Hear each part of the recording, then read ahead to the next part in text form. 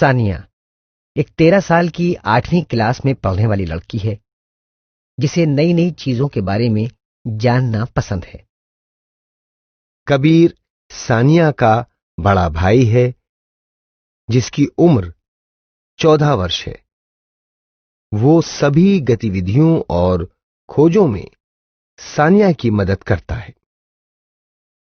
Mummy जी सानिया की mummy, जिनकी उम्र लगभग 40 साल है, जो कि शहर में रहती हैं, वो सानिया को नई चीजें खोजने, जानने में मदद करती हैं। सानिया, क्या सोच रही हो तुम? भैया, आज जब स्कूल में खाने की घंटी बजी तो मेरा हाथ उस घंटी पर पड़ गया। मैंने महसूस किया कि उसे बजाने पर उसमें कंपन होता है। और गाने सुनते समय जब टीवी के स्पीकर पर भी हाथ रखा तो उसमें कंपन हो रहा था, जबकि जब वो बंद होता है तो उसमें ऐसा कोई कंपन नहीं होता। तुम्हें क्या लगता है, क्या कंपन करने वाली वस्तु और ध्वनि में कोई संबंध है? शायद हो सकता है। क्या हम किसी तरह से इस बारे में पता लगा सकते हैं भैया? ठीक है, ये देखो, इस लटके हुए धातु के बर्तन को इस बेलन से मारकर तुरंत बाद छू कर देखो, तुम्हें क्या महसूस होता है? ये सभी स्कूल की घंटी की तरह कंपन कर रही हैं। भैया, क्या इसका मतलब यह है कि कंपित चीजें ध्वनि पैदा करती हैं? हाँ, सानिया, जब मोबाइल फोन की घंटी बजती है, तो तुमने उसमें भी कंपन महसूस किया होगा। हाँ, सही कहा आपने।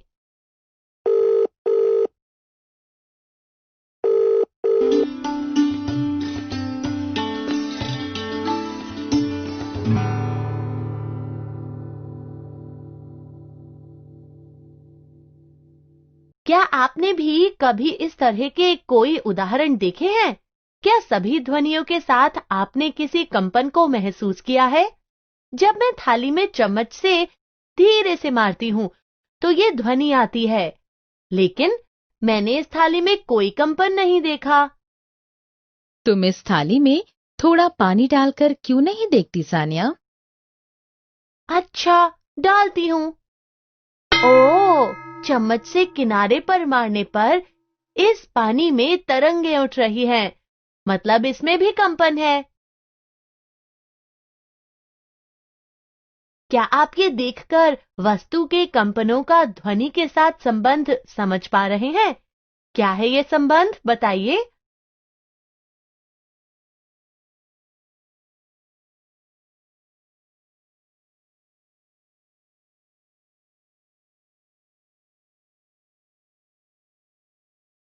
अच्छा सानिया, तो तुम बता सकती हो कि तुम्हारे विद्यालय के संगीत कक्षा में वाद्य यंत्र कैसे ध्वनि उत्पन्न करते हैं? ढोलक को पीटकर उसकी झिल्ली में कंपन पैदा करते हैं। और दोस्तों, क्या आप मेरी मदद करेंगे? बताइए, इन सभी वाद्य यंत्र के कौन से भाग कंपन से ध्वनि पैदा करते हैं?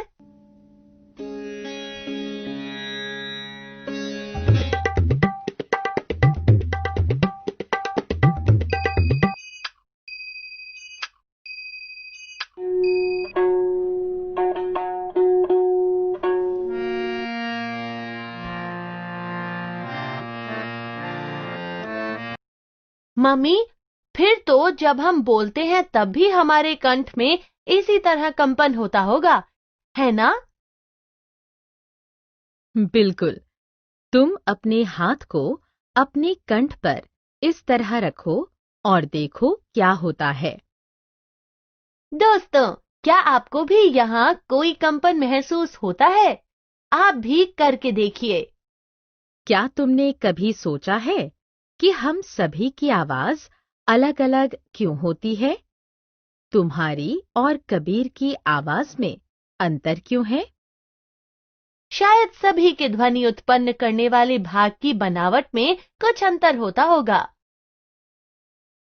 तुम्हारी विज्ञान पुस्तक में दिया गया है। क्या आप पुस्तक से देखकर इस सवाल का जवाब देने में मेरी मदद करेंगे? देखो जरा, तकिए के नीचे मोबाइल होगा।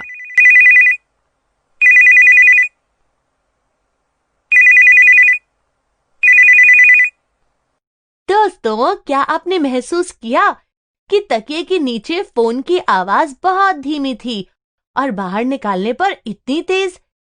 क्या कारण हो सकता है इसका? सानिया, ध्वनि को हमारे कानों तक पहुंचने के लिए किसी माध्यम की जरूरत होती है। यहाँ तकिए ने उसके मार्ग में बाधा डाली थी, इसलिए ऐसा हुआ। तो यहाँ वह माध्यम हवा है ना? सही कहा। तो क्या केवल हवा ही ध्वनि का माध्यम हो सकती है, जल और ठोस माध्यम नहीं? सानिया, तुम खुद ये पता लगा सकती हो। हाँ, एक आइडिया आया मुझे। ये देखो भैया, मैं इस पानी से भरे टब में घंटी बजाकर देखती हूँ। हाँ, देखो, पानी के थोड़ा ऊपर कान लगाकर सुनना। हाँ भैया, इसमें तो घंटी की आवाज आ रही है। मैं समझ गई भैया। आओ, मैं तुम्हें कुछ और भी दिखाता हूँ। तुम इस मेज के इस तरफ बैठो, मैं इस छोर पर बैठता हूँ। तुम अपना कान लगाकर सुनने की कोशिश करो। हाँ, मैं खरोंचने की आवाज सुन पा रही हूँ। तो तुम क्या समझी? इसका मतलब ध्वनि वायु के साथ साथ द्रव और ठोस माध्यम की चीजों में भी बहती है। सही कहा ना मैंने? बहुत अच्छे सानिया। इससे मुझे हमारा पुराना खिलौना टेलीफोन याद आ गया, जिसमें प्लास्टिक कप को डोरियों से बांधकर टेलीफोन बनाते थे।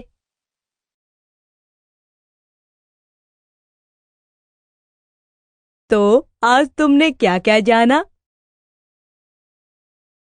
आज हमने जाना कंपित वस्तुओं से उत्पन्न होने वाली ध्वनि के बारे में।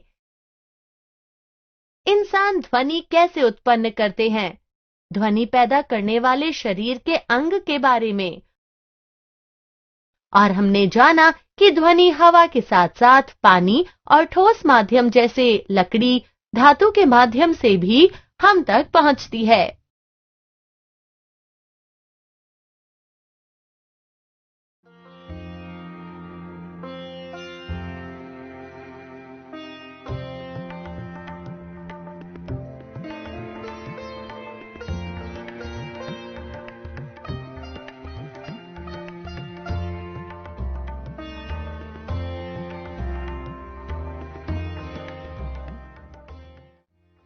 सानिया, 13 वर्ष की एक जिज्ञासु लड़की जो कि कक्षा 8 में पढ़ती है, वो शहर में रहती है और अपने चाचा जी के घर गांव घूमने गई है। कबीर सानिया का बड़ा भाई है, जिसकी उम्र 14 वर्ष है। वो सभी गतिविधियों और खोजों में सानिया की मदद करता है। मम्मी जी सानिया की मम्मी, जिनकी उम्र लगभग 40 साल है, जो कि शहर में रहती हैं, वो सानिया को नई चीजें खोजने, जानने में मदद करती हैं। ध्वनि के बारे में अब तक हमने जाना कंपित वस्तुओं से पैदा होने वाली ध्वनि के बारे में, ध्वनि पैदा करने वाले शरीर के अंग के बारे में। ध्वनि एक साधन से दूसरे स्थान तक हवा, तरल चीजों जैसे पानी और ठोस चीजों जैसे लकड़ी और धातु के जरिए पहुंच सकती है। मम्मी, जिस तरह ध्वनि निकलने के लिए कंठ में खास बनावट होती है, उसी तरह ध्वनि सुनने के लिए भी कान में कोई खास बनावट होती होगी, है ना?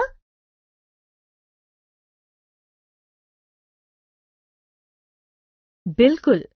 हमारे कानों के अंदर ठीक इस डफली जैसी ही झिल्ली होती है जो हमें सुनने में मदद करती है। ओह हाँ, मुझे पता है इसके बारे में। लेकिन क्या ध्वनियों को सुनने का भी कंपन से कुछ संबंध हो सकता है?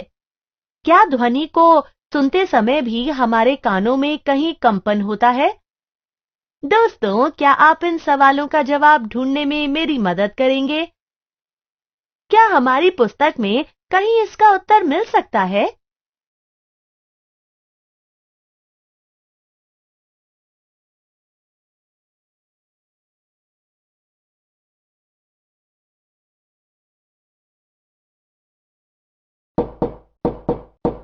दरवाजे पर कोई आया है। मैं देखती हूँ। तुम देखो, रसोई में कोई बर्तन गिर गया है। देखती हूँ।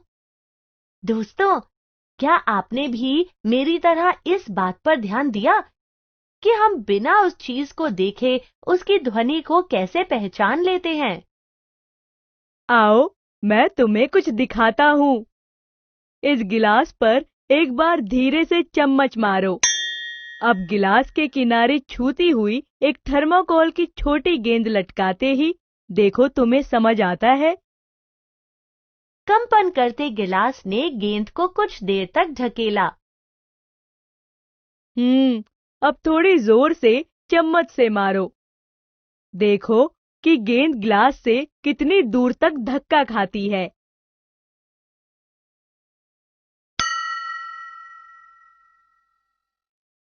ओह हाँ, तेज ध्वनि करने पर यह गेंद ज्यादा दूर तक चली गई।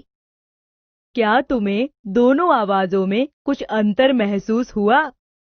हाँ, जब गेंद दूर तक धक्का खाती है तो ध्वनि बहुत तेज थी, लेकिन जब गेंद ज्यादा दूर तक धक्का नहीं खाती तो ध्वनि बहुत धीमी थी। मैं समझ गई। लेकिन कुछ ध्वनि हमें बहुत तेज लगती हैं, ऐसा क्यों? क्या इसका संबंध भी चीजों के कंपन से ही है? क्या लगता है आपको दोस्तों? हमारे शरीर के तंत्र में इतने कंपन हमेशा होंगे जिनकी ध्वनि हम कभी सुन नहीं पाते। शायद इसीलिए कि हमारे कानों की भी सुनने की क्षमता होती है ना? सही कहा सानिया। बहुत कम आवृत्ति की ध्वनियों को हम नहीं सुन सकते। लेकिन मैंने सुना था कि कुछ जानवर जैसे कुत्ते बहुत ऊंची आवृत्ति की ध्वनियों को भी सुन पाते हैं। क्या यह सच है? बिल्कुल सही। मैं यह तो जानती हूँ कि ध्वनि को हर्ट्ज में मापते हैं। दोस्तों, क्या आप बता सकते हैं कि इंसान कितनी आवृत्ति तक की ध्वनि सुन पाते हैं? मेरी मदद कीजिए। ओहो, ये गाड़ियों की आवाज कितना परेशान कर देती है। इसके कारण मेरी पढ़ाई भी नहीं हो पा रही है। ये गाड़ियां ही नहीं, हमारे घर में इतनी चीजें हैं, वो भी तो ध्वनि प्रदूषण करती है, जैसे मशीनें, टेलीविजन, कूलर। इस शोर से कभी-कभी मेरे सिर में दर्द होता है। मैंने पढ़ा भी था कि इससे सेहत पर कई तरह के प्रभाव पड़ते हैं जो नुकसानदेह हो सकते हैं, जैसे नींद न आना, कम सुनाई देना। क्यों दोस्तों, क्या शोर के कारण आपकी सेहत पर भी कोई बुरा असर पड़ा है? बताइए।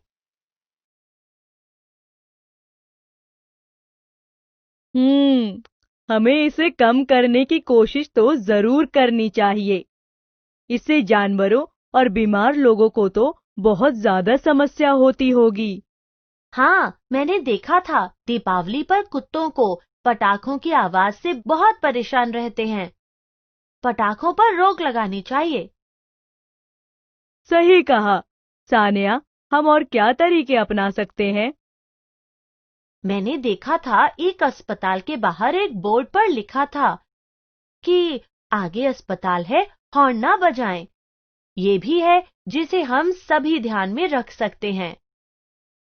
क्या तुम जानती हो कि पेड़ केवल वायु प्रदूषण को ही नहीं बल्कि ध्वनि प्रदूषण को भी कम करते हैं? ओह, अच्छा। ऐसा है तो हमें सड़क के किनारे जरूर पेड़ लगाने चाहिए। दोस्तों, क्या आप भी इस ध्वनि प्रदूषण को कम करने के कुछ तरीके मुझे बता सकते हैं?